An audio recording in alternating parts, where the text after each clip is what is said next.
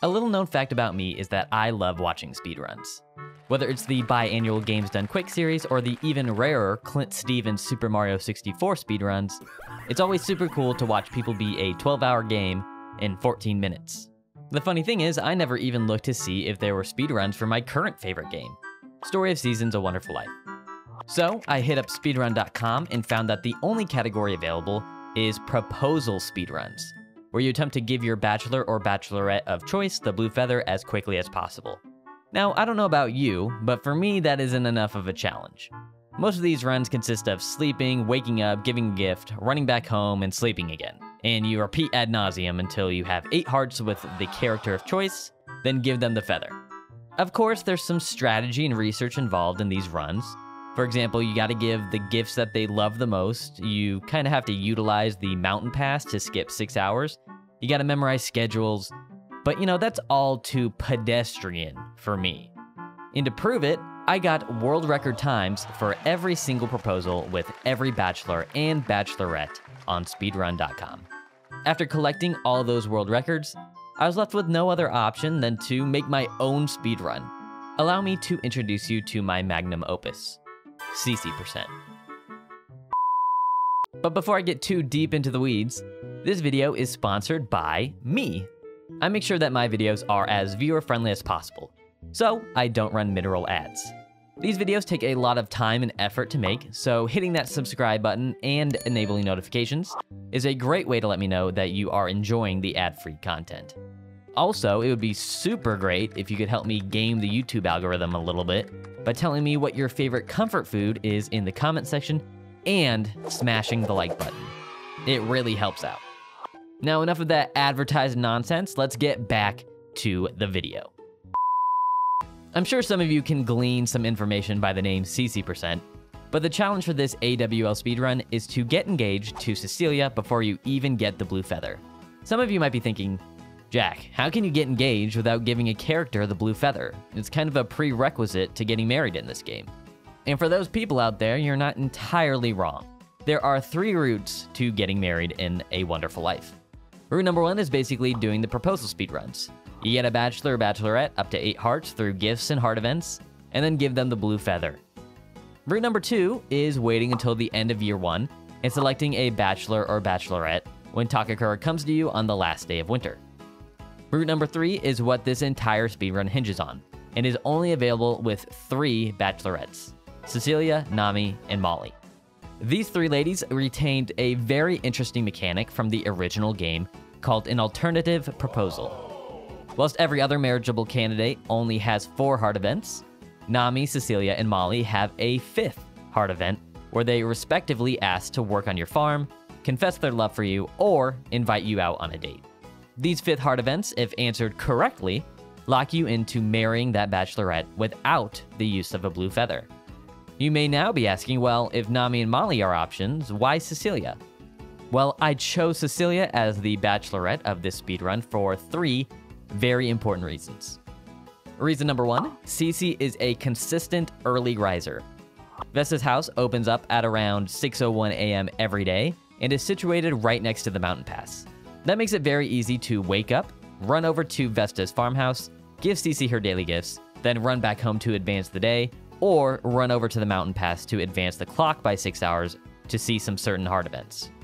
If you compare that cycle to Molly or Nami, those 2 ladies will almost never be at the same place at the same time that early every day. Reason number 2, Cecilia is easy to please. If this speedrun utilized Nami as the marriage candidate, not only would it be impossible to get her up to 8 hearts before the first day of summer, which is when you get the blue feather, but we would also be risking a lot hoping to get gifts that she likes in the dig site. With Ceci, all you have to do is collect some flowers, milk your cow a couple times, and make some milky soup to serve as gifts that will greatly increase her affection points. And finally, reason number 3. Cecilia's heart events have the easiest activation conditions. Every heart event of Ceci's can be activated early on in the day, only requires a common weather condition, and most importantly, you can see all 6 cutscenes in the first season.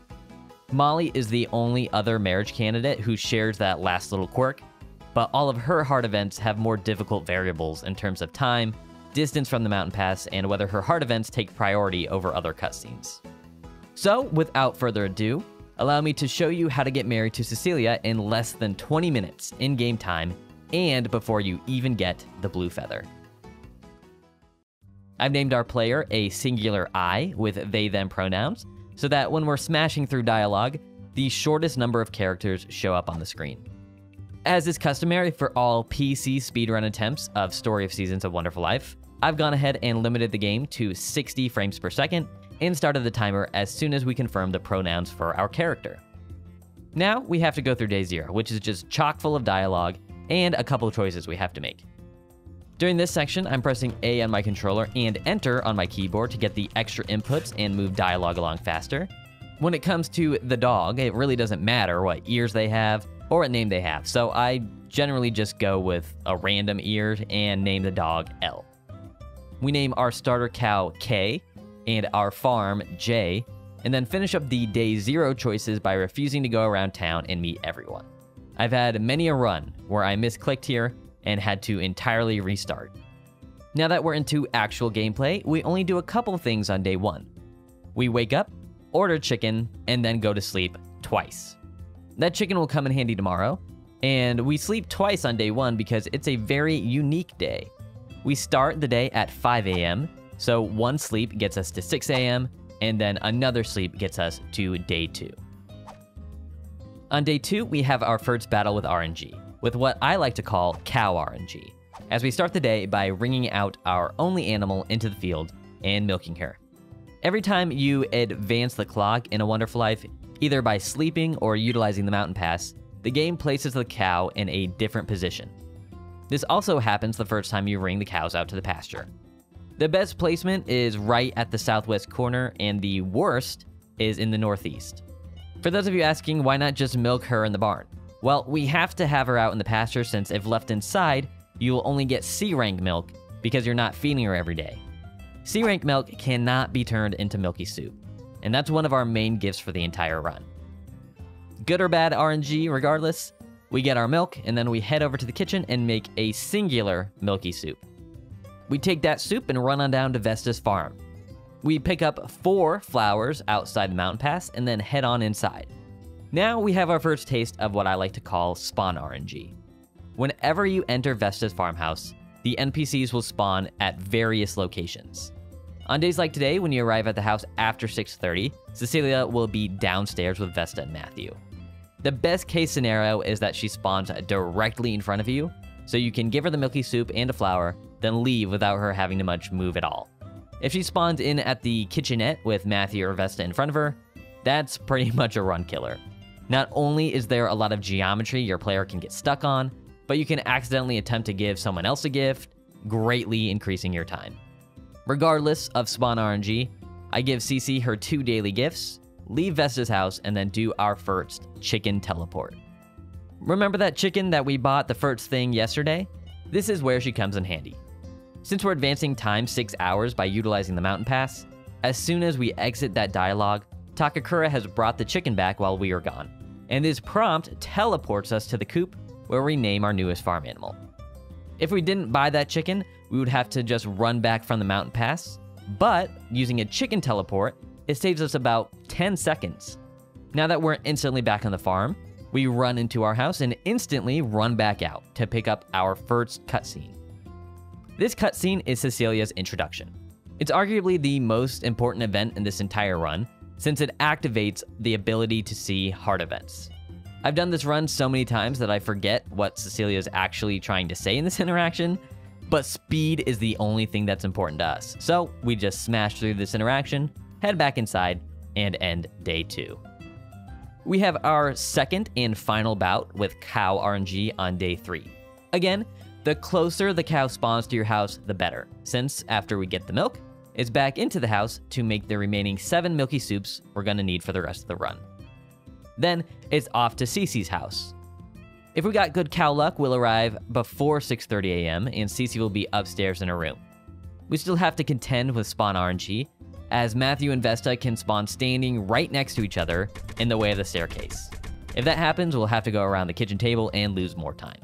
We give Ceci her gifts, leave the house, then attempt to run right back inside where we get our first heart event. This is Ceci's second heart event.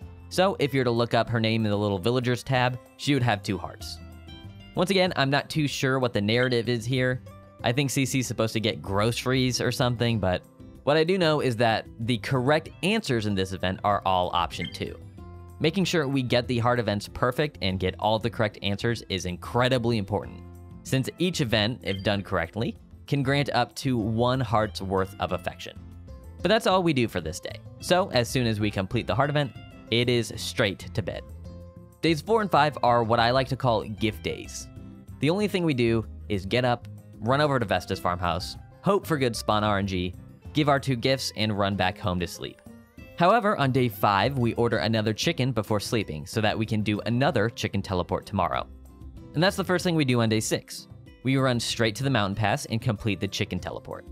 We do this because Cecilia's 4th heart event is activated much like her introduction cutscene, by entering our house and then quickly leaving it. Cecilia takes us up to the Goddess Spring for her 4th heart event, and I answer the questions correctly by choosing the first option for both prompts. After that cutscene is over, I pick up 2 more flowers and run down the sidewalk to give Cecilia her 2 daily gifts, and then run back home and go to bed. We start day 7 by running straight to Vesta's house, hoping for Matthew and Vesta to spawn in a decent spot, and give Cecilia her gifts. We then run over to the mountain pass to advance time by 6 hours, then run right back to Vesta's house where we get the 6th heart event.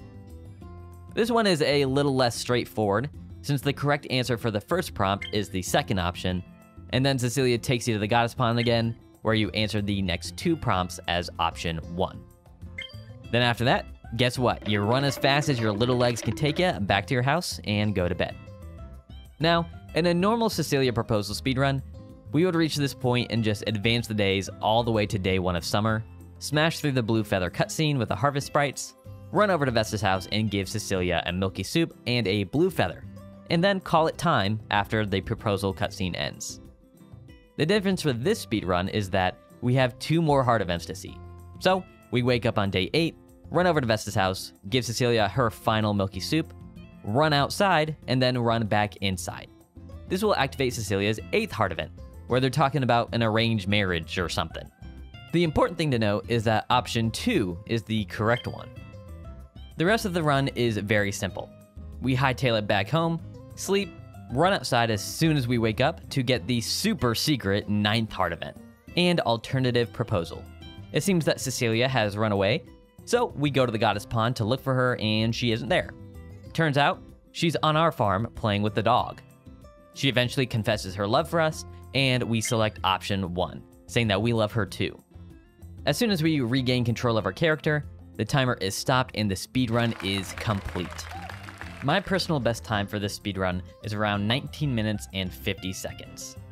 The keen-eyed of you might have noticed that this time isn't that close to the Cecilia proposal speedrun world record set by yours truly, but I would argue that this run is more difficult and much more impressive since you're engaged without even leaving the first season. For those of you who are curious, you can get engaged earlier in this season. The earliest I've ever done it was on day 7 of spring, but that took like 30 minutes since you need to give 4 gifts a day consisting of a flower, milky soup, herbal soup, and an egg, so there's definitely a lot more involved. With that being said, that's it for the video. Speedrunning was definitely something I've been itching to try, and it was a lot of fun to see my times get quicker and quicker. I definitely have more ideas for speedrun videos, so if you're interested in this kind of stuff, you should definitely subscribe and enable notifications to let me know. Smashing that like button definitely won't hurt your chances either. I did most of my runs live, so you should definitely follow me on Twitter and Twitch if you want to see the high-octane, action-packed content as it happens. I post every time I go live on those platforms and in my personal Discord server, which you should absolutely join. We all have a good time over there, and you're missing out if you're not a part of it. All those social links will be in the description. And that's about it. Thanks so much for watching, and I'll see you in my next video.